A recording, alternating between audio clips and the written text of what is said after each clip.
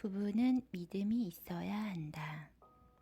부부는 말할 자격이 있고 당연히 들을 의무가 있으나 상대방에게 강요할 자격은 없다.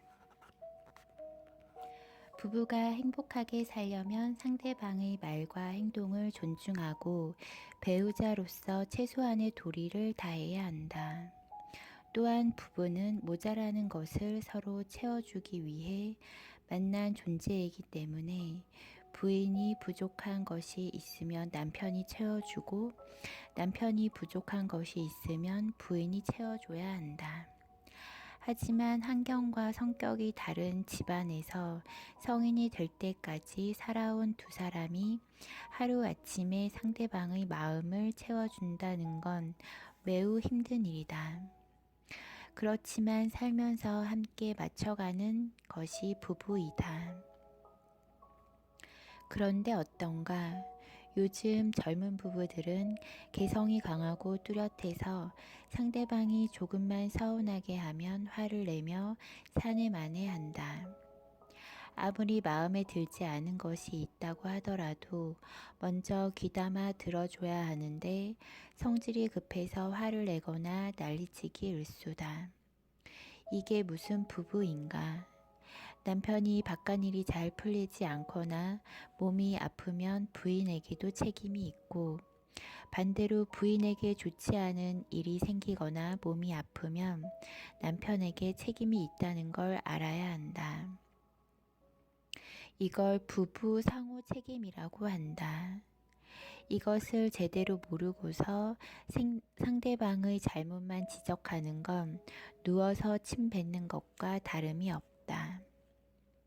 이런 부부에게는 행복은커녕 복도 찾아오지 않을 뿐더러 재물도 따르지 않는다. 부부가 합일이 되지 않는데 집안이 잘 되기를 바라는 것은 어불성설이다. 부부 사이에는 그 어떤 하찮은 일도 서로 마음을 툭 터놓고 대화를 해야 한다. 그럼 부부란 어떤 의미일까? 한 이불을 덮고 사는 존재요. 평생 살을 섞고 사는 귀한 존재이다. 이런 둘 사이에 서로 감추는 것이 있다면 함께 살 이유가 없고 서로의 말을 귀담아 듣지 않는다면 부부가 될 자격이 없다. 그러므로 부부는 상대방이 원하는 것이 무엇인지 반드시 알고 있어야 한다. 둘 사이의 대화가 끊어졌다는 건 서로 존중하지 않는다는 뜻이다. 이럴 바에야 차라리 혼자서 사는 게 더 낫다. 상대방을 존중하는 사람은 말도 귀담아 듣고 상대방이 원하는 답을 즉각 내놓는다. 이것은 당장 상대가 원하는 것을 해줄 수는 없다고 해도 이미 상대방의 마음을 알고 이해한다는 뜻이다. 서로가 존중하면 자연스럽게 상대방의 이야기도 잘 들린다. 상대방을 존중하지 않으면 상대방이 무슨 말을 하는지조차 모른다. 대화 중에도 정신은 딴 곳에 팔려 있기 때문에 아무리 좋은 말도 소 귀에 경 읽기가 된다. 말귀를 알아듣지 못한다는 건 상대를 존중하지 않고 있다는 뜻인데 귀는 열려 있으나 이미 생각은 다른 곳에 있기 때문이다. 이런 가정에 무슨 행복이 찾아오겠는가? 말은 소통의 한 과정이다. 서로의 말뜻을 알아들으면 나중에는 눈빛만 봐도 상대의 마음을 읽는다. 이것이 바로 부부이다. 그래서 가끔 옛날 어른들은 싸우면서도 나는 저 양반의 눈빛만 봐도 무얼 생각하는지 다 알아 라고 했다. 싸우면서도 서로의 마음을 다 알고 있다는 얘기다. 이런 부부는 매일 싸워도 이불 속으로 들어가면 또 한 몸이 된다. 그런데 어떤가?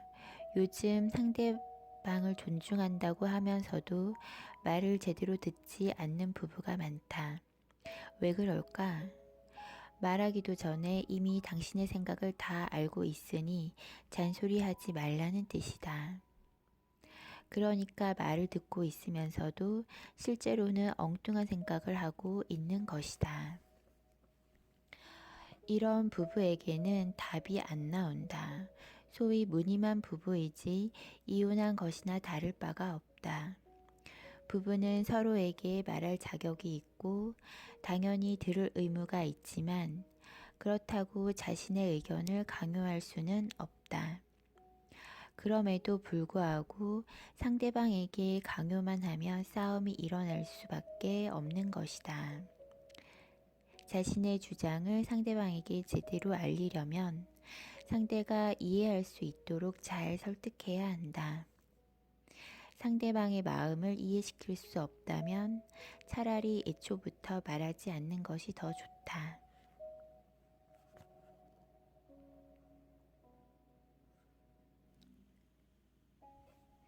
왜냐하면 나 자신이 상대방을 이해시킬 준비가 되어 있지 않으면 상대방도 나의 요구를 받아들일 수 없기 때문이다. 이러한 상태에서 상대방에게 무리하게 요구를 해봤자 화만 낼 것이 뻔하다. 왜 그럴까? 상대방이 마음을 깝깝하게 만들었기 때문이다. 이때는 차라리 아무 말도 하지 않는 것이 낫다. 부인이 남편에게 어떤 요구를 했는데도 불구하고 남편이 어떠한 답도 주지 않는다면 그것은 이미 부인을 무시하고 있다는 뜻이다. 이럴 경우에는 먼저 남편의 기분을 전환시켜야 한다. 무조건 요구를 하지 말라는 것이다. 반대의 경우도 마찬가지다. 이렇듯 부부간에도 항상 상대방의 입장에서 생각해야 하고 그 어떤 어려운 일들도 다 털어놓고 의논해야 한다. 예를 하나 들어보겠다. 금강 반야 바라 밀경은 불교 최고의 대승경전이다. 이 경은 부처님과 상수 제자인 수보리가 나누는 대화로 되어 있다. 부처님이 제자인 수보리에게 질문을 던질 때 수보리야, 나의 생각은 이러한데 너의 생각은 어떠한가? 라고 묻고 수보리는 부처님, 저의 생각은 이러이러합니다. 라고 답한다. 이걸 두고 불교에서는 어의운화식 답변이라고 한다. 말하자면 부처님은 제자에게 질문하거나 대답할 때 항상 상대를 존중했다. 이 대화법을 배우자와 자식들에게 혹은 직장 동료와 친구들에게 적용해 보는 것은 어떨까? 여기에는 상호 평등의 법칙이 숨어 있다. 남편 혹은 부인과 뭔가를 의논할 때 여보, 내 생각은 이러이러한데 당신 생각은 어때요? 또한 아들이나 딸에게 뭔가를 이야기할 때 아들아, 내 생각은 이러이러한데 내 생각은 어때? 라고 물어보라. 우리가 세상을 살면서 누군가에게 이렇게 묻고 대답한다면 남편으로부터 큰 존경을 받을 것이다.